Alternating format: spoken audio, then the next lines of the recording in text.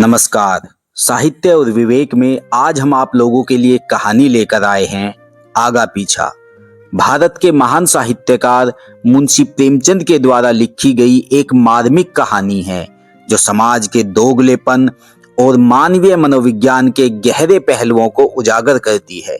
जहां एक महिला अपने अतीत के आगा पीछा से जूझती है और अंततः सच्ची स्वीकृति की तलाश करती है। तो आइए सुनते हैं आज की कहानी आगा पीछा। रूप और यौवन के चंचल विलास के बाद कोकिला अब कलुषित जीवन के चिन्ह को आंसुओं से धो रही थी। विगत जीवन की याद आते ही उसका दिल बेचैन हो जाता और वह विषाद और निराशा से विकल होकर पुकार उठती, हाय मैंने संसार में जन्म ही क्यों लिया। उसने दान और व्रत से उन कालिमाओं को धोने का प्रयत्न किया और जीवन के बसंत की सारी विभूति इस निष्फल प्रयास में लुटा दी। पर यह जागृति क्या किसी महात्मा का वरदान या किसी अनुष्ठान का फल था? नहीं, यह उस नवजात शिशु के प्रथम दर्शन का प्रसाद था जिसके जन्म ने आज 15 साल से उसकी सूनी गोद को प्रदीप्त कर दिया था। शिशु का मुख देखते ही उसके नीले होठों पर एक क्षीण करुण उदास मुस्कुराहट झलक गई, पर केवल एक क्षण के लिए। एक क्षण के बाद वह मुस्कुराहट एक लंबी सांस में विलीन हो गई।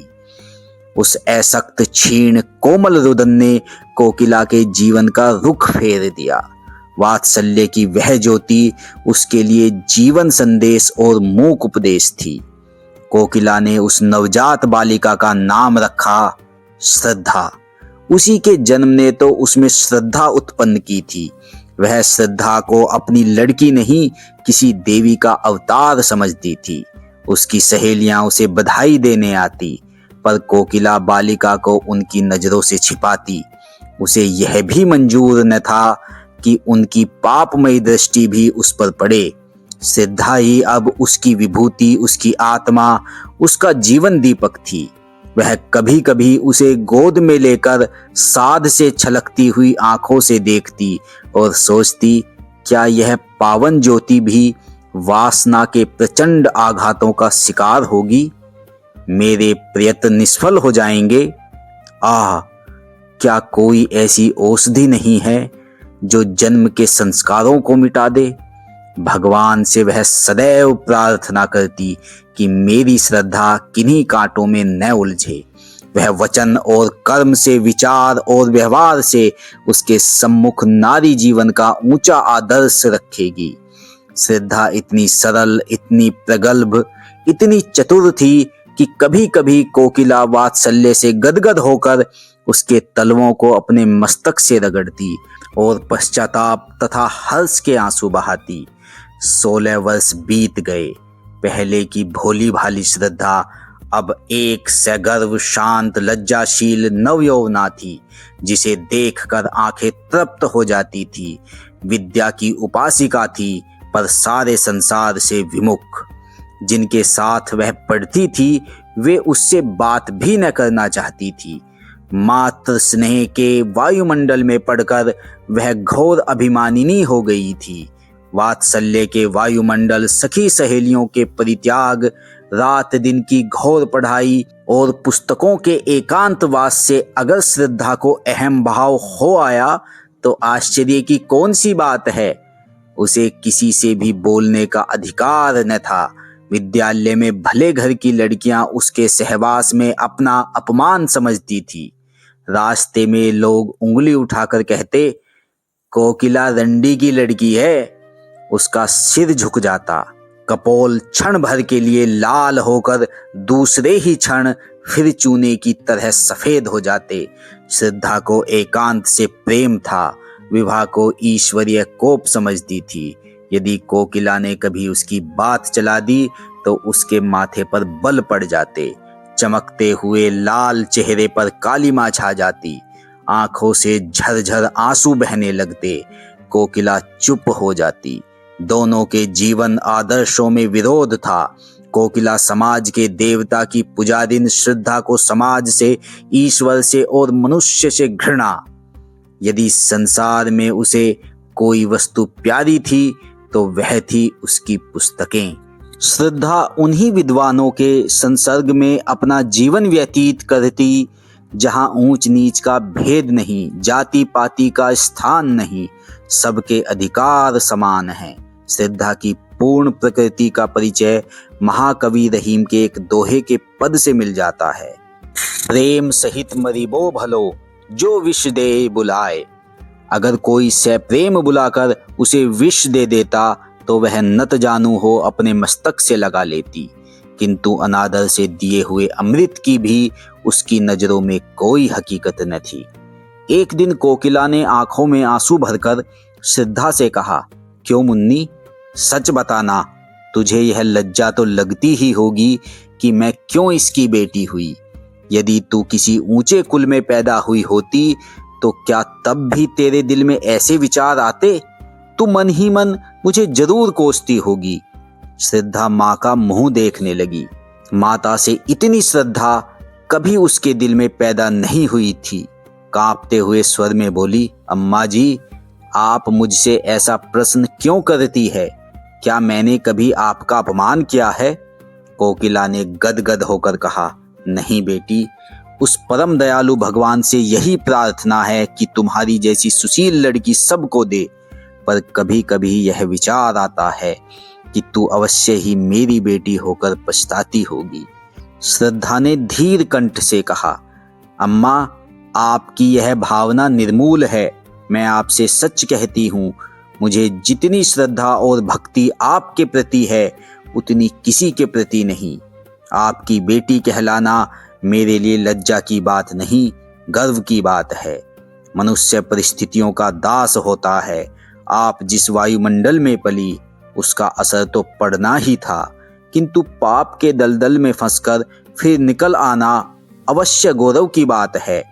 बहाव की ओर से नाव खेले जाना तो बहुत सरल है, किंतु जो नाविक बहाव के प्रतिकूल खेले जाता है वही सच्चा नाविक है।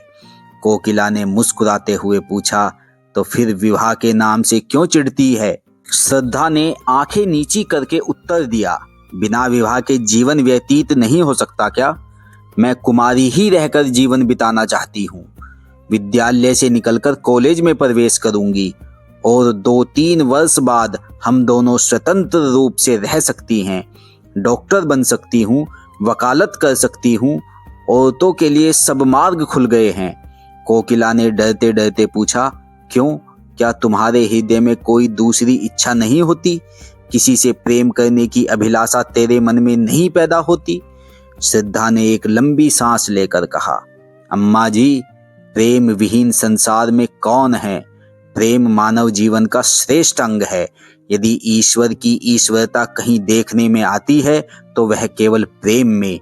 जब कोई ऐसा व्यक्ति मिलेगा जो मुझे वरने में अपनी मान हानि न समझेगा तो मैं तन मन धन से उसकी पूजा करूंगी, पर किसके सामने हाथ पसार कर प्रेम की भिक्षा मांगूं?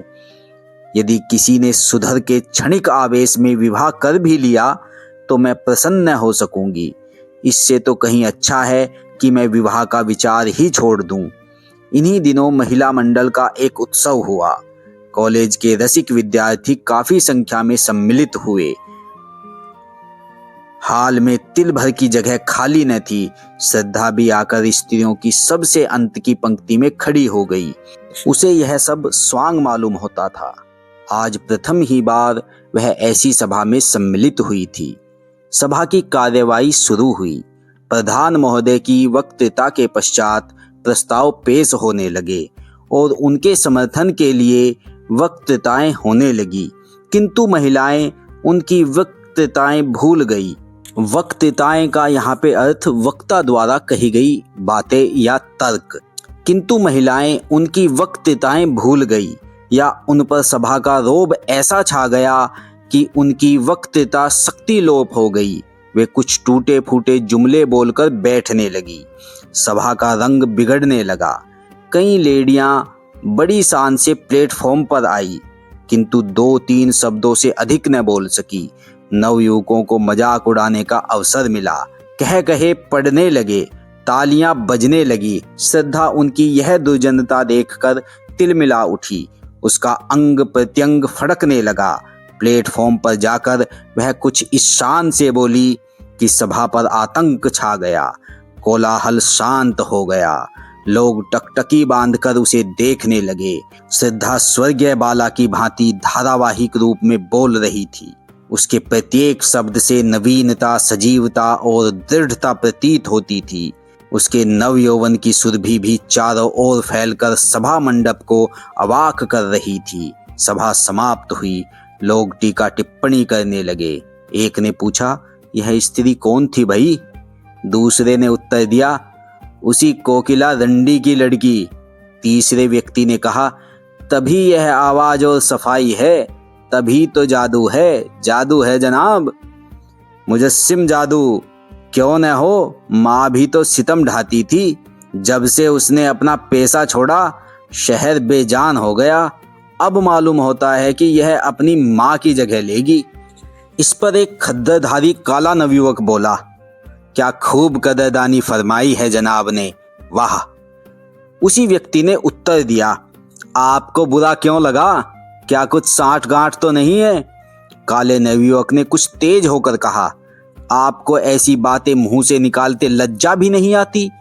दूसरे व्यक्ति ने कहा, लज्जा की कौन बात है जनाब? वैश्या की लड़की अगर वैश्या हो तो आश्चर्य की क्या बात है?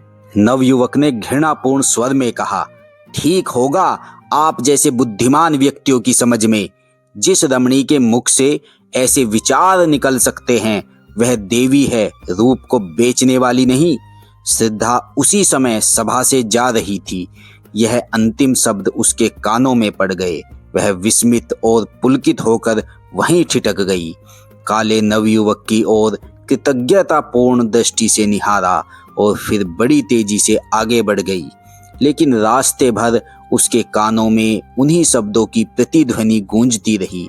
अब तक श्रद्धा की प्रशंसा करने वाली, उसे उत्साहित करने वाली केवल उसी की माँ कोकिला थी और चारों ओर वही उपेक्षा थी, वही तिरस्कार। आज एक अपरिचित काले किंतु गोरे हृदय वाले खद्दरधारी नवयुवक व्यक्ति के मुख का चित्र बराबर उसकी आंखों के सामने नाच रहा था। मन में प्रश्न उठा, वह कौन है? क्या फिर कभी उसके दर्शन होंगे? कॉलेज जाते समय श्रद्धा उस नवयुवक को खोई हुई आंखों से खोजती। घर पर रोज चिक्की आड़ से रास्ते के आते जाते लोगों को देखती, लेकिन वह नवयुवक नजर न आता। कुछ दिनों बाद महिला मंडल की दूसरी सभा का विज्ञापन निकला। अभी सभा होने को 4 दिन बाकी थे। वह चारों दिन श्रद्धा ने अपना भाषण तैयार करने में बिताए। एक एक शब्द की खोज में घंटों सिर मारती, एक एक वाक्य को बार बार पढ़ती, बड़े बड़े नेताओं की स्पीचें पढ़ती और उसी तरह लिखने की कोशिश करती। जब सारी स्पीच पूरी हो गई तो श्रद्धा अपने कमरे में जाकर कुर्सियों और मेजों को संबोधित करके जोर जोर से पढ़ने लगी। भाषण कला के सभी लक्षण जमा हो गए थे। उपसंहार तो इतना सुंदर था कि उसे अपने ही मुख से सुनकर वह मुग्ध हो गई। इसमें कितना संगीत था, कितना आकर्षण, कितनी क्रांति। सभा का दिन आ पहुंचा। श्रद्धा मन ही मन भयभीत होती हुई सभा मंडप में घुसी। हाल भरा हुआ था और पहले दिन से भी अधिक भीड़ थी। श्रद्धा को देखते ही जनता ने तालियां पीटकर उसका स्वागत किया। कोलाहल होने लगा और सभी एक स्वर में चिल्ला उठे, आप अपनी वक्तृता शुरू करें। श्रद्धा ने मंच पर आकर एक उड़ती हुई निगाह से जनता की ओर देखा। वह काला नवयुवक जगह न मिलने के कारण अंतिम पंक्ति में खड़ा हुआ था। श्रद्धा के दिल में गुदगुदी सी होने लगी। उसने कांपते स्वर में अपनी वक्तृता शुरू की। उसकी नजरों में सारा हाल पुतलियों से भरा हुआ था। अगर कोई जीवित मनुष्य था तो वही सबसे पीछे खड़ा हुआ काला नवयुवक। उसका मुख उसी की ओर था। वह उसी से अपने भाषण की दाद मांग रही थी। हीरा परखने की आशा जोहरी से ही की जाती है। आधा घंटे तक श्रद्धा के मुख से फूलों की वर्षा होती रही। लोगों को बहुत कम ऐसा भाषण सुनने को मिला था। सिद्धा जब सभा समाप्त होने पर घर चली तो देखा वही काला नवयुवक उसके पीछे तेजी से चला आ रहा है। सिद्धा को यह मालूम था कि लोगों ने उसका भाषण बहुत पसंद किया, लेकिन इस नवयुवक की राय सुनने का अवसर उसे नहीं मिला था। उसने अपनी चाल धीमी कर दी। दूसरे ही क्षण वह नवयुवक उसके पास पहुंच गया। दोनों कई कदम चुपचाप चलते रहे। अंत में नवयुवक ने झिझकते हुए कहा, आज तो आपने कमाल कर दिया। सिद्धा ने प्रफुल्लता के रेत को दबाते हुए कहा, धन्यवाद, यह आपकी कृपा है। नवयुवक ने कहा, मैं किस लायक हूं? मैं ही नहीं, सारी सभा सिर धुन रही थी। सिद्धा, क्या आपका शुभ स्थान यही है? नवयुवक, जी हाँ, यहाँ मैं एमए में पढ़ रहा हूँ। यह ऊंच नीच का भूत न जाने कब तक हमारे सिर पर सवार रहेगा। अभाग्य से मैं भी उन लोगों में हूँ जिन्हें संसार नीच समझता है। मैं जाति का चमार हूँ। मेरे पिता स्कूल के इंस्पेक्टर के यहाँ अर्दली थे। उनकी सिफारिश से स्कूल में भर्ती हो गया। तब से भाग्य से लड़ता भिड़ता चला आ रहा हूँ। पहले तो स्कूल के मास्टर मुझे छूते ही न थे। वह हालत तो अब नहीं रही, किंतु लड़के अब भी मुझसे खिंचे रहते हैं। सिद्धा, मैं तो कुलीनता को जन्म से नहीं धर्म से मानती हूँ। नवयुवक, यह तो आपके भाषण से सिद्ध हो गया है और इसी से आपसे बातें करने का साहस भी हुआ, नहीं तो कहाँ आप और कहाँ मैं। सिद्धा ने अपनी आंखें नीची करके कहा, शायद आपको मेरा हाल मालूम नहीं। नवयुवक, बहुत अच्छी तरह से मालूम है। यदि आप अपनी माताजी के दर्शन करवा सकें तो आपका बड़ा आभारी होऊंगा। वह आपसे मिलकर बड़ी प्रसन्न होगी। शुभ नाम? मुझे भगत राम कहते हैं। यह परिचय धीरे धीरे स्थिर और दृढ़ होता गया। मैत्री प्रगाढ़ होती गई। सिद्धा की नजरों में भगत राम एक देवता थे और भगत राम के समक्ष सिद्धा मानवीय रूप में देवी थी। 1 साल बीत गया। भगत राम रोज देवी के दर्शन को जाता। दोनों घंटों बैठे बातें किया करते। सिद्धा कुछ भाषण करती तो भगत राम सब काम छोड़कर सुनने जाता। उनके मंसूबे एक थे, जीवन के आदर्श एक, रुचि एक, विचार एक। भगत राम अब प्रेम और उसके रहस्यों की मार्मिक विवेचना करता। उसकी बातों में रस और अलंकार का कभी इतना संयोग न हुआ था। भावों को इंगित करने में उसे कमाल हो गया था। लेकिन ठीक उन अवसरों पर जब सिद्धा के हृदय में गुदगुदी होने लगती, उसके कपोल उल्लास से रंजित हो जाते, भगत राम विषय पलट देता और जल्दी ही कोई बहाना बनाकर वहां से खिसक जाता। उसके चले जाने पर सिद्धा हसरत के आंसू बहाती और सोचती, क्या इन्हें दिल से मेरा प्रेम नहीं? एक दिन कोकिला ने भगत राम को एकांत में बुलाकर कहा, बेटा, अब तो मुन्नी से तुम्हारा विवाह हो जाए तो अच्छा। जीवन का क्या भरोसा, कहीं मर जाऊं तो यह साध मन ही मन रह जाए। भगत राम ने सिर हिलाकर कहा, अम्मा, जरा इस परीक्षा में पास हो जाने दो। जीविका का प्रश्न हल हो जाने के बाद ही विवाह शोभा देता है। यह सब तुम्हारा ही है। क्या मैं साथ बांध ले जाऊंगी? यह आपकी कृपा है अम्मा जी, पर इतना निर्लज्ज न बनाइए। मैं तो आपका हो चुका। अब तो आप दुत्कारे भी तो इस द्वार से नहीं टल सकता। मुझ जैसा भाग्यवान संसार में और कौन है? लेकिन देवी के मंदिर में जाने से पहले कुछ पान फूल तो होना ही चाहिए। साल भर और गुजर गया। भगत राम ने एमए की उपाधि ली और अपने ही विद्यालय में अर्थशास्त्र का अध्यापक हो गया। उस दिन कोकिला ने खूब दान पुण्य किया। जब भगत राम ने आकर उसके पैरों पर सिर झुकाया तो उसने उसे छाती से लगा लिया। उसे विश्वास था कि आज भगत राम विवाह के प्रश्न को जरूर छेड़ेगा। सिद्धा प्रतीक्षा की मूर्ति बनी हुई थी। उसका एक एक अंग मानो 100 तार होकर प्रतिध्वनित हो रहा था। दिल पर एक नशा छाया हुआ था। पांव जमीन पर न पड़ते थे। भगत राम को देखते ही माँ से बोली, अम्मा, अब हमको एक हल्की सी मोटर ले दीजिएगा। कोकिला ने मुस्कुराकर कहा, हल्की सी क्यों, भारी सी ले लेना। पहले कोई अच्छा सा मकान तो ठीक कर लो। सिद्धा भगत राम को अपने कमरे में बुला ले गई। दोनों बैठकर नए मकान की सजावट के मंसूबे बांधने लगे। पर्दे, फर्श, तस्वीरें सबकी व्यवस्था की गई। श्रद्धा ने कहा, रुपए भी अम्मा जी से ले लेंगे। भगत राम बोला, उनसे रुपए लेते मुझे शर्म आएगी। श्रद्धा ने मुस्कुराकर कहा, आखिर मेरे दहेज के रुपए तो देंगी। दोनों घंटे भर बातें करते रहे, मगर वह मार्मिक शब्द जिसे सुनने के लिए श्रद्धा का मन आतुर हो रहा था, आज भी भगत राम के मुंह से न निकला और वह विदा हो गया। उसके जाने पर कोकिला ने डरते डरते पूछा, आज क्या बातें हुई? श्रद्धा ने उसका आशय समझकर कहा, अगर मैं ऐसी भारी हो रही हूँ तो कुएं में क्यों नहीं डाल देती। यह कहते कहते उसके धैर्य की दीवार टूट गई। वह आवेश और वह वेदना जो भीतर ही भीतर अब तक टीस रही थी, निकल पड़ी। वह फूट फूट कर रोने लगी।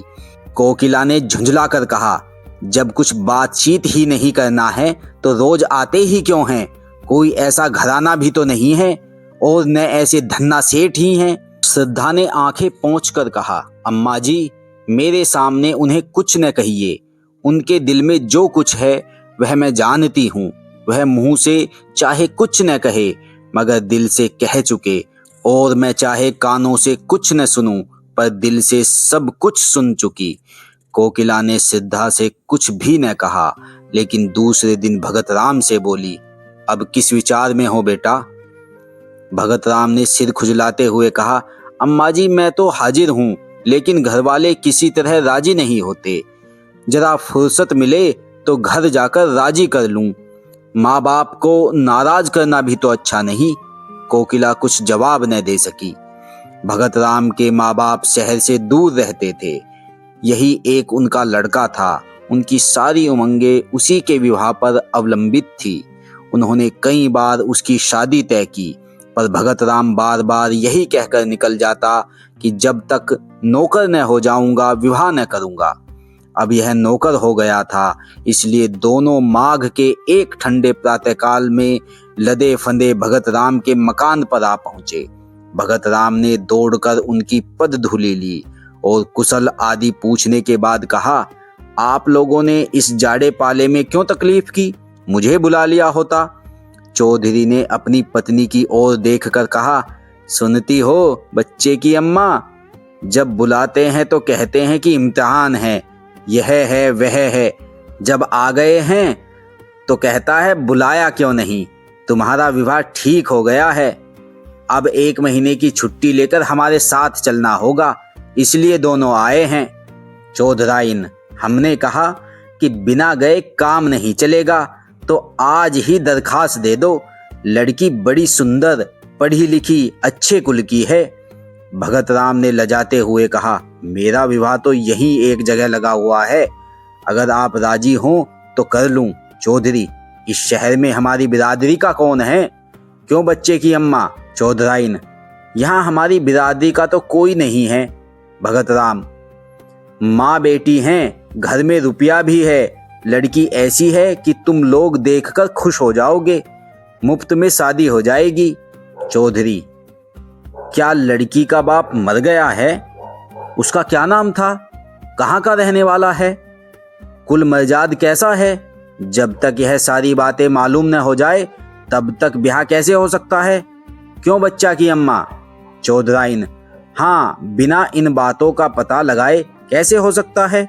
भगत राम ने कोई जवाब नहीं दिया। चौधरी, यहाँ किस मोहल्ले में रहती है माँ बेटी? सारा शहर हमारा छाना पड़ा है, हम यहाँ कोई 20 साल रहे होंगे। क्यों बच्चा की अम्मा? चौधराइन, 20 साल से ज्यादा रहे हैं। भगत राम, उनका घर नखास पर है। चौधरी, नखास से किस तरफ? भगत राम, नखास की सामने वाली गली में पहला मकान उन्हीं का है, सड़क से दिखाई देता है। चौधरी, पहला मकान तो कोकिला रंडी का है, गुलाबी रंग से पुता हुआ है न? भगत राम ने झेपते हुए कहा, जी हाँ, वही मकान है। चौधरी, तो उसमें कोकिला रंडी नहीं रहती क्या? भगत राम, रहती क्यों नहीं, माँ बेटी दोनों ही तो रहती है। चौधरी, तो क्या कोकिला रंडी की लड़की से ब्याह करना चाहते हो? नाक कटवाने पर लगे हुए हो क्या? बिरादरी में तो कोई पानी पिएगा नहीं। चौधराइन, लूका लगा दूंगी मुंह में रांड के, रूप रंग देख करके लुभा गए क्या? भगत राम, मैं तो इसे अपना भाग्य समझता हूँ कि वह अपनी लड़की की शादी मेरे साथ करने को राजी है। अगर वह आज चाहे तो किसी बड़े से बड़े रईस के घर में शादी कर सकती है। चौधरी, रईस उससे ब्याह न करेगा, रख लेगा। तुम्हें भगवान समाई दे तो एक नहीं 4 रखो, मर्दों के लिए कौन रोक है। लेकिन जो ब्याह के लिए कहो तो ब्याह वही है जो बरादरी में है। चौधराइन, बहुत पढ़ने से आदमी बोरा जाता है। चौधरी, हम तो गंवार आदमी हैं, पर समझ में नहीं आता कि तुम्हारी यह नीयत कैसे हुई। रंडी की बेटी चाहे इन्नर की परी हो तो भी रंडी की बेटी ही है। हम तुम्हारा विवाह वहां न होने देंगे। अगर तुमने विवाह किया तो हम दोनों तुम्हारे ऊपर जान दे देंगे। इतना अच्छी तरह से समझ लेना, क्यों बच्चा की अम्मा? चौधराइन, ब्याह कर लेंगे जैसे हंसी ठट्टा है, झाड़ू मार के भगा दूंगी रांड को। अपनी बेटी अपने घर में रखे। भगत राम, अगर आप लोगों की आज्ञा नहीं तो मैं विवाह नहीं करूंगा, मगर मैं किसी दूसरी औरत से भी विवाह न करूंगा। चौधराइन, हाँ, तुम कुंवारे रहो, यह हमें मंजूर है, पतुरिया के घर में विवाह न करेंगे। भगत राम ने अब की झुंझला कर कहा, आप उसे बार बार पतुरिया क्यों कहती हो? किसी जमाने में यह उसका पेशा रहा होगा। आज दिन वह जितने आचार विचार से रहती है, शायद ही कोई और रहती हो। ऐसा पवित्र आचरण तो मैंने आज तक देखा ही नहीं। भगत राम का सारा यत्न विफल हो गया। चौधराइन ने ऐसी जिद पकड़ी कि ज्यों भर अपनी जगह से न टली। रात को जब भगत राम अपने प्रेम मंदिर में पहुंचा तो उसका चेहरा उतरा हुआ था। एक एक अंग से निराशा टपक रही थी। श्रद्धा रास्ता देखती हुई घबरा रही थी कि आज इतनी रात तक आए क्यों नहीं। उन्हें क्या मालूम कि मेरे दिल की क्या हालत हो रही है। यार दोस्तों से छुट्टी मिलेगी तो भूलकर इधर भी आ जाएंगे। कोकिला ने कहा, मैं तो तुझसे कह चुकी कि उनका अब वह मिजाज नहीं रहा, फिर भी तो तू नहीं मानती। आखिर इस टाल मटोल की कोई हद भी है। श्रद्धा ने दुखित होकर कहा, अम्मा जी, मैं आपसे 1000 बार विनय कर चुकी हूँ कि चाहे लौकिक रूप में कुमारी ही क्यों न रहूं, लेकिन हृदय से उनकी ब्याहता हो चुकी। अगर ऐसा आदमी विश्वास करने के काबिल नहीं है तो फिर नहीं जानती कि किस पर विश्वास किया जा सकता है। इसी समय भगत राम निराशा की मूर्ति बने हुए कमरे के भीतर आए। दोनों स्त्रियों ने उनकी ओर देखा।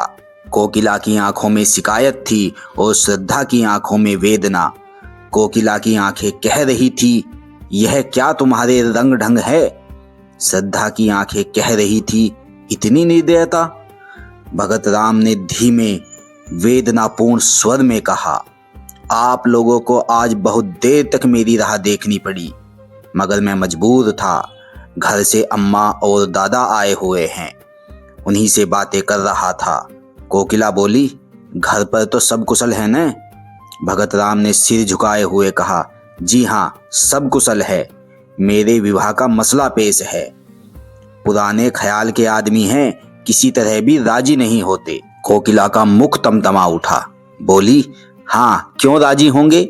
हम लोग उनसे भी नीच हैं न। लेकिन जब तुम उनकी इच्छा के दास थे तो तुम्हें उनसे पूछ कर आना जाना चाहिए था। इस तरह हमारा अपमान करके तुम्हें क्या मिला? यदि मुझे मालूम होता कि तुम अपने माँ बाप के इतने गुलाम हो तो यह नौबत ही काहे को आती। श्रद्धा ने देखा कि भगत राम की आंखों से आंसू गिर रहे हैं। विनीत भाव से बोली, अम्मा जी, माँ बाप की मर्जी का गुलाम होना कोई पाप नहीं है। अगर मैं आपकी उपेक्षा करूं तो क्या आपको दुख न होगा? यही हाल उन लोगों का भी तो होगा। श्रद्धा यह कहती हुई अपने कमरे की ओर चली और इशारे से भगत राम को भी बुलाया। कमरे में बैठकर दोनों कई मिनट तक पृथ्वी की ओर ताकते रहे। किसी में भी साहस न था कि उस सन्नाटे को तोड़े। अंत में भगत राम ने पुरुषोचित वीरता से काम लिया और कहा, श्रद्धा, इस समय मेरे हृदय के भीतर तुमुल युद्ध हो रहा है। मैं शब्दों में अपनी दशा बयान नहीं कर सकता। जी चाहता है कि विष खाकर जान दे दूं। तुमसे अलग रहकर जीवित नहीं रह सकता, केवल तड़प सकता हूं। मैंने न जाने उनकी कितनी खुशामद की, कितना रोया, कितना गिड़गिड़ाया, लेकिन दोनों अपनी बातों पर अड़े रहे। बार बार यही कहते रहे कि अगर यह ब्याह होगा तो हम दोनों तुम पर अपनी जान दे देंगे। उन्हें मेरी मौत मंजूर है, लेकिन तुम मेरे हृदय की रानी बनो, यह मंजूर नहीं। श्रद्धा ने सांत्वना देते हुए कहा, प्यारे, मुझसे उनका घृणा करना उचित है। पढ़े लिखे आदमियों में ही ऐसे कितने निकलेंगे, इसमें उनका कोई दोष नहीं। मैं सवेरे उनके दर्शन करने जाऊंगी, शायद मुझे देखकर उनका दिल पिघल जाए। मैं हर तरह से उनकी सेवा करूंगी, उनकी धोतियां धोऊंगी, उनके पैर दबाया करूंगी। मैं वह सब करूंगी जो उनकी मनचाही बहू करती। इसमें लज्जा की कौन सी बात। उनके तलवे सहलाऊंगी, भजन गाकर सुनाऊंगी। मुझे बहुत से देहाती गीत आते हैं। अम्मा जी के सिर के सफेद बाल चुनूंगी। मैं दया नहीं चाहती, मैं तो प्रेम की चेरी हूँ। तुम्हारे लिए मैं सब कुछ करूंगी, सब कुछ। भगत राम को ऐसा मालूम हुआ मानो उसकी आंखों की ज्योति बढ़ गई है अथवा शरीर में कोई दूसरी ज्योतिर्मय आत्मा आ गई है। उसके हृदय का सारा अनुराग, सारा विश्वास, सारी भक्ति आंखों से उमड़कर श्रद्धा के पैरों की ओर जाती हुई मालूम हुई। मानो किसी घर से नन्हे नन्हे लाल कपोल वाले, रेशमी कपड़ों वाले, घुंघराले बालों वाले बच्चे हंसते हुए निकलकर खेलने जा रहे हों। चौधरी और चौधराइन को शहर आए हुए 2 सप्ताह बीत गए। वे रोज जाने के लिए कमर कसते, लेकिन फिर रह जाते। श्रद्धा उन्हें जाने न देती। सवेरे जब उनकी आंखें खुलती तो श्रद्धा उनके स्नान के लिए पानी तपाती हुई होती। चौधरी को अपना हुक्का भरा हुआ मिलता। वे लोग जो ही नहाकर उठते, श्रद्धा उनकी धोती छांटने लगती। दोनों उसकी सेवा और अविरत परिश्रम देखकर दंग रह जाते। ऐसी सुंदर, ऐसी मधुभाषिणी, ऐसी हंसमुख और चतुर रमणी चौधरी ने इंस्पेक्टर साहब के घर में भी न देखी थी। चौधरी को वह देवी मालूम होती और चौधराइन को लक्ष्मी। दोनों श्रद्धा की सेवा और टहल व प्रेम पर आश्चर्य करते थे, किंतु तो भी कलंक और बिरादरी का प्रश्न उनके मुंह पर मुहर लगाए हुए था। 15वें दिन जब श्रद्धा 10 बजे रात को अपने घर चली गई तो चौधरी ने चौधराइन से कहा, लड़की तो साक्षात लक्ष्मी है। चौधराइन, जब मेरी धोती छाटने लगती है तो मैं मारे लाज के कट जाती हूँ। हमारी तरह तो इसकी लोंडी होगी। चौधरी, फिर क्या सलाह देती हो? अपनी बिरादरी में तो ऐसी सुघर लड़की मिलने की नहीं। चौधराइन, राम का नाम लेकर ब्याह करो, बहुत होगा रोटी पड़ जाएगी। 5 बीसी में तो रोटी होती है, कोई 56 टके लगते हैं। पहले हमें शंका होती थी कि पतुरिया की लड़की न जाने कैसी हो, कैसी न हो, पर अब सारी शंका मिट गई। चौधरी, जब बातें करती है तो मालूम होता है मुंह से फूल झड़ते हैं। चौधराइन, मैं तो उसकी माँ को बखानती हूँ, जिसकी कोख में ऐसी लक्ष्मी जन्मी। चौधरी, कल चलो, कोकिला से मिलकर सब ठीक ठाक कराएं।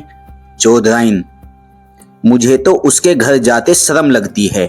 वह रानी बनी बैठी होगी, मैं तो उसकी लोंडी मालूम होऊंगी। चौधरी, तो फिर पाउडर लगाकर मुंह में पोत लो, गोरी हो जाओगी। इंस्पेक्टर साहब की मेम भी तो रोज पाउडर लगाती थी। रंग तो सांवला था, पर जब पाउडर लगा लेती तो मुंह चमकने लगता था।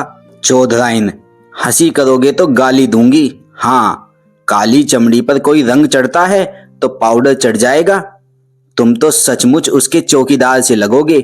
चौधरी, तो कल मुंह अंधेरे चल दें? अगर कहीं श्रद्धा आ गई तो फिर गला न छोड़ेगी। बच्चा से कह देंगे कि पंडित से सायत मिति सब ठीक कर लो। फिर हंसकर कहा, उन्हें तो आप ही जल्दी होगी। चौधराइन भी पुराने दिन याद करके मुस्कुराने लगी। चौधरी और चौधराइन का मत पाकर कोकिला विवाह का आयोजन करने लगी। कपड़े बनवाए जाने लगे, बर्तनों की दुकानें छानी जाने लगी और गहनों के लिए सुनार के पास ऑर्डर जाने लगे। लेकिन न मालूम क्यों भगत राम के मुख पर प्रसन्नता का चिन्ह तक न था। श्रद्धा के यहाँ नित्य की भांति जाता, किंतु उदास, कुछ भूला हुआ सा बैठा रहता था। घंटों आत्मविस्मृति की अवस्था में शून्य दृष्टि से आकाश अथवा पृथ्वी की ओर देखा करता। श्रद्धा उसे अपने कीमती कपड़े और जड़ाऊ गहने दिखलाती। उसके अंग प्रत्यंग से आशाओं की स्फूर्ति छलकती पड़ती थी। इस नशे में वह भगत राम की आंखों में छिपे हुए आंसुओं को न देख पाती थी। इधर चौधरी भी तैयारी कर रहे थे। बार बार शहर आते और विवाह के सामान मोल ले जाते। भगत राम के स्वतंत्र विचार वाले मित्र उसके भाग्य पर ईर्ष्या करते थे। अप्सरा जैसी सुंदर स्त्री, कारू के खजाने जैसी दौलत, दोनों साथ ही किसे मयस्सर होते हैं, किंतु वह जो मित्रों की ईर्ष्या, कोकिला की प्रसन्नता, श्रद्धा की मनोकामना और चौधरी और चौधराइन के आनंद का कारण था, छिप छिप कर रोता था। अपने जीवन से दुखी था। चिराग तले अंधेरा छाया हुआ था। इस छिपे हुए तूफान की किसी को भी खबर न थी जो उसके हृदय में हाहाकार मचा रहा था। जो जो विवाह का दिन समीप आता था, भगत राम की बनावटी उमंग भी ठंडी पड़ती जाती थी। जब 4 दिन रह गए तो उसे हल्का सा ज्वर आ गया। वह श्रद्धा के घर भी न जा सका। चौधरी और चौधराइन तथा अन्य बिरादरी के लोग भी आ पहुंचे थे, किंतु सब के सब विवाह की धुन में इतने मस्त थे कि किसी का भी ध्यान उसकी ओर न गया। दूसरे दिन भी वह घर से न निकल सका। श्रद्धा ने समझा कि विवाह की रीतियों से छुट्टी न मिली होगी। तीसरे दिन चौधराइन भगत राम को बुलाने गई तो देखा कि वह सहमी हुई विस्फारित आंखों से कमरे के एक कोने की ओर देखता हुआ दोनों हाथ सामने किए पीछे हट रहा है, मानो अपने को किसी के वार से बचा रहा हो। चौधराइन ने घबराकर पूछा, बच्चा कैसा जी है? पीछे इस तरह क्यों चले जा रहे हो? यहाँ तो कोई नहीं है। भगत राम के मुख पर पागलों जैसी अचेतना थी। आंखों में भय छाया हुआ था। भीत स्वर में बोला, नहीं अम्मा जी, देखो वह श्रद्धा चली आ रही है। देखो उसके दोनों हाथों में 2 काली नागिन है। वह मुझे उन नागिनों से डसवाना चाहती है। अरे अम्मा, वह नजदीक आ गई। श्रद्धा, श्रद्धा, तुम मेरी जान की क्यों बैरिन हो गई? क्या मेरे असीम प्रेम का यही परिणाम है? मैं तो तुम्हारे चरणों पर बलि होने के लिए सदैव तत्पर था। इस जीवन का मूल्य ही क्या है? तुम इन नागिनों को दूर फेंक दो। मैं यहाँ तुम्हारे चरणों पर लेटकर यह जान तुम पर न्योछावर कर दूंगा। हैं तुम न मानोगी। यह कहकर वह चित गिर पड़ा। चौधराइन ने लपक कर चौधरी को बुलाया। दोनों ने भगत राम को उठाकर चारपाई पर लिटा दिया। चौधरी का ध्यान किसी आसेब की ओर गया। वह तुरंत ही लौंग और राख लेकर आसेब उतारने का आयोजन करने लगे। श्रम मंत्र तंत्र में निपुण थे। भगत राम का सारा शरीर ठंडा था, किंतु सिर तवे की तरह तप रहा था। रात को भगत राम कई बार चौंक कर उठा। चौधरी ने हर बार मंत्रा फूंक कर अपने ख्याल से आसेब को भगाया। चौधराइन ने कहा, कोई डॉक्टर क्यों नहीं बुलाते? शायद दवा से कुछ फायदा हो। कल ब्याह और आज यह हाल। चौधरी ने निशंक भाव से कहा, डॉक्टर आकर क्या करेगा? वही पीपल वाले बाबा तो हैं। दवा दारू करना उनसे और रात बढ़ाना है। रात जाने दो, सवेरा होते ही 1 बकरा और 1 बोतल दारू उनकी भेंट की जाएगी। बस और कुछ करने की जरूरत नहीं। डॉक्टर बीमारी की दवा करता है कि हवा बयार की? बीमारी उन्हें कोई नहीं है। कुल के बाहर ब्याह करने से ही देवता लोग रूठ गए हैं। सवेरे चौधरी ने 1 बकरा मंगवाया। स्त्रियां गाती बजाती हुई देवी के चौतरे की ओर चली। जब लोग लौट कर आए तो देखा कि भगत राम की हालत खराब है। उसकी नाड़ी धीरे धीरे बंद हो रही थी। मुख पर मृत्यु विभीषिका की छाप थी। उसके दोनों नेत्रों से आंसू बहकर गालों पर लुढ़क रहे थे, मानो अपूर्ण इच्छा का अंतिम संदेश निर्दय संसार को सुना रहे हों। जीवन का कितना वेदनापूर्ण दृश्य था। अश्रु की 2 बूंदे। जब चौधरी घबराए, तुरंत ही कोकिला को खबर दी। एक आदमी डॉक्टर के पास भेजा। डॉक्टर के आने में तो देर थी। वह भगत राम के मित्रों में से थे, किंतु कोकिला और श्रद्धा आदमी के साथ ही आ पहुंची। श्रद्धा भगत राम के सामने आकर खड़ी हो गई। आंखों से आंसू बहने लगे। थोड़ी देर में भगत राम ने आंखें खोली और श्रद्धा की ओर देखकर बोले, तुम आ गई श्रद्धा, मैं तुम्हारी राह देख रहा था। यह अंतिम प्यार लो। आज ही सब आगा पीछा का अंत हो जाएगा, जो आज से 3 वर्ष पूर्व आरंभ हुआ था। इन 3 वर्षों में मुझे तो आत्मिक यंत्रणा मिली है। हृदय ही जानता है तुम वफा की देवी हो, लेकिन मुझे रह रह कर यह भ्रम होता था, क्या तुम खून के असर का नाश कर सकती हो? क्या तुम एक ही बार में अपनी परंपरा की नीति छोड़ सकोगी? क्या तुम जन्म के प्राकृतिक नियमों को तोड़ सकोगी? इन भ्रमपूर्ण विचारों के लिए शोक न करना।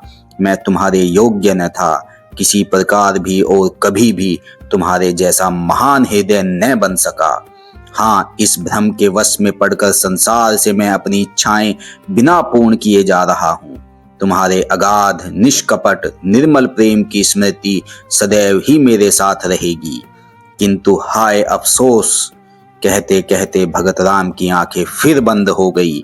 श्रद्धा के मुख पर गाढ़ी लालिमा दौड़ गई। उसके आंसू सूख गए, झुकी हुई गर्दन तन गई, माथे पर बल पड़ गए, आंखों में आत्म अभिमान की झलक आ गई। वह क्षण भर वहां खड़ी रही और दूसरे ही क्षण नीचे आकर अपनी गाड़ी में बैठ गई।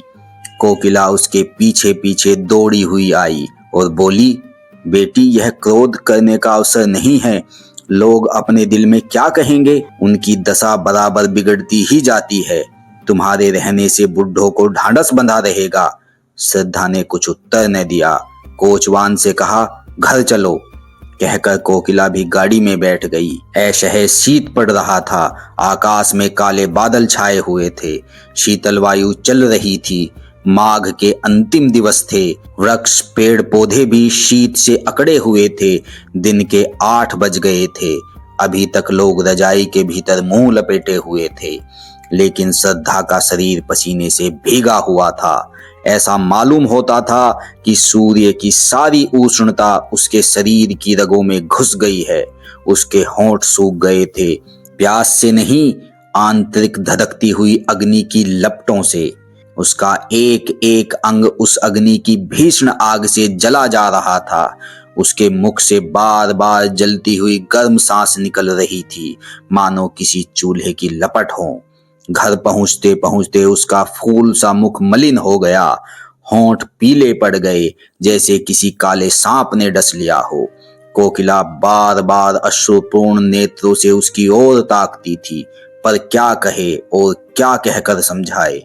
घर पहुंचकर श्रद्धा अपने ऊपर के कमरे की ओर चली, किंतु उसमें इतनी शक्ति न थी कि सीढ़ियां चढ़ सके। रस्सी को मजबूती से पकड़ती हुई किसी तरह अपने कमरे में पहुंची। हाय, आधा ही घंटे पूर्व यहाँ की एक एक वस्तु पर प्रसन्नता, आह्लाद, आशाओं की छाप लगी हुई थी, पर अब सब की सब सिर धुनती हुई मालूम होती थी। बड़े बड़े संदूकों में जोड़े सजाए हुए रखे थे। उन्हें देखकर श्रद्धा के हृदय में हुक उठी और वह गिर पड़ी, जैसे विहार करता हुआ और कुलाचे भरता हुआ हिरन तीर लग जाने से गिर पड़ता है। अचानक उसकी दृष्टि उस चित्र पर जा पड़ी जो आज 3 वर्ष से उसके जीवन का आधार हो रही थी। उस चित्र को उसने कितनी बार चूमा था, कितनी बार गले लगाया था, कितनी बार हृदय से चिपका लिया था। वे सारी बातें एक एक करके याद आ रही थी, लेकिन उनके याद करने का भी अधिकार उसे न था। हृदय के भीतर एक दर्द उठा जो पहले से कहीं अधिक प्राण अंतकारी था, जो पहले से अधिक तूफान के समान भयंकर था। हाय, उस मरने वाले के दिल को उसने कितनी यंत्रणा पहुंचाई। भगत राम के अविश्वास का यह जवाब, यह प्रत्युत्तर कितना रोमांचकारी और हृदय विदारक था। हाय, वह कैसे ऐसी निष्ठुर हो गई। उसका प्यारा उसकी नजरों के सामने दम तोड़ रहा था। उसके लिए, उसकी सांत्वना के लिए एक शब्द भी मुंह से न निकला। यही तो खून का असर है, इसके अतिरिक्त और हो ही क्या सकता था। आज पहली बार श्रद्धा को कोकिला की बेटी होने का पछतावा हुआ। वह इतनी स्वार्थरत, इतनी हृदयहीन है, आज ही उसे मालूम हुआ।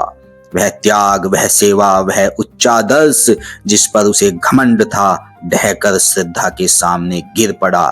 वह अपनी ही दृष्टि में अपने को हे समझने लगी। वह स्वर्गीय प्रेम का ऐसा नैराश्यपूर्ण उत्तर वैश्या की पुत्री के अतिरिक्त और कौन दे सकता है।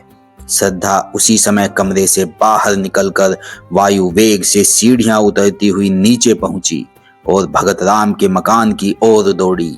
वह आखिरी बार उससे गले मिलना चाहती थी, अंतिम बार उसके दर्शन करना चाहती थी। वह अनंत प्रेम के कठिन बंधनों को निभाएगी और अंतिम श्वास तक उसकी ही बनकर रहेगी। रास्ते में कोई सवारी न मिली। श्रद्धा थकी जा रही थी, सिर से पांव तक पसीने से नहाई हुई थी। न मालूम कितनी बार वह ठोकर खाकर गिरी और फिर उठकर दौड़ने लगी। उसके घुटनों से रक्त निकल रहा था, साड़ी कई जगह से फट गई थी, मगर उस वक्त अपने तन बदन की सुध तक न थी। उसका एक एक रोवां शहर कंठ हो होकर ईश्वर से प्रार्थना कर रहा था कि उस प्रातःकाल के दीपक की लो थोड़ी देर और बची रहे। उनके मुंह से एक बार श्रद्धा का शब्द सुनने के लिए उसकी अंतरात्मा कितनी व्याकुल हो रही थी। केवल यही एक शब्द सुनकर फिर उसकी कोई भी इच्छा अपूर्ण न रह जाएगी। उसकी सारी आशाएं सफल हो जाएगी, सारी साध पूर्ण हो जाएगी। श्रद्धा को देखते ही चौधराइन ने उसका हाथ पकड़ लिया और रोती हुई बोली, बेटी तुम कहाँ चली गई थी? 2 बार तुम्हारा नाम लेकर पुकार चुके हैं। श्रद्धा को ऐसा मालूम हुआ मानो उसका कलेजा फटा जा रहा है। उसकी आंखें पथरा गई। उसे ऐसा मालूम होने लगा कि वह अगाध अथाह समुद्र की भंवर में पड़ गई है। उसने कमरे में जाते ही भगत राम के ठंडे पैरों पर सिर रख दिया और उसे आंखों के गर्म पानी से धोकर गर्म करने का उपाय करने लगी। यही उसकी सारी आशाओं और कुछ अरमानों की समाधि थी।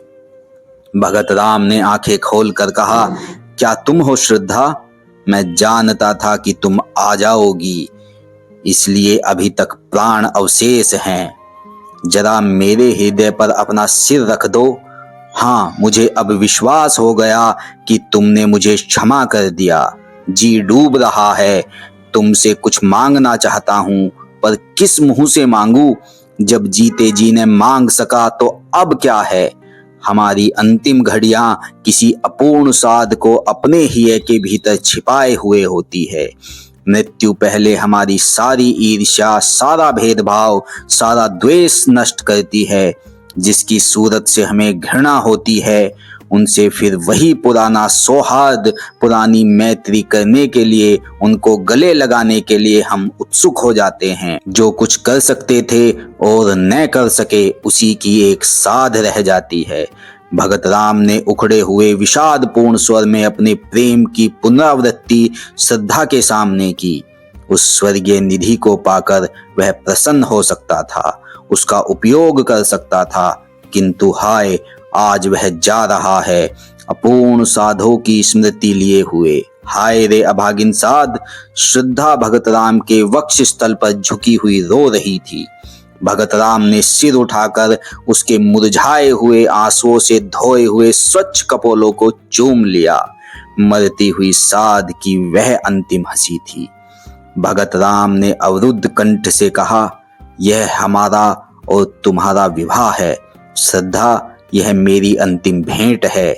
यह कहते हुए उसकी आंखें हमेशा के लिए बंद हो गई। श्रद्धा की आंखें रोते रोते लाल हो रही थी। उसे ऐसा मालूम हुआ मानो भगत राम उसके सामने प्रेमालिंगन का संकेत करते हुए मुस्कुरा रहे हैं। वह अपनी दशा, काल, स्थान सब भूल गई।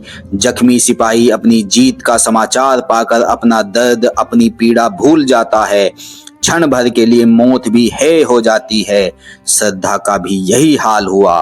वह भी अपना जीवन प्रेम की निठुर वेदी पर उत्सर्ग करने के लिए तैयार हो गई। जिस पर लैला और मजनू, शीरी और फरहाद नहीं, हजारों ने अपनी बलि चढ़ा दी। उसके चुंबन का उत्तर देते हुए कहा, प्यारे, मैं तुम्हारी हूं और सदा तुम्हारी ही रहूंगी।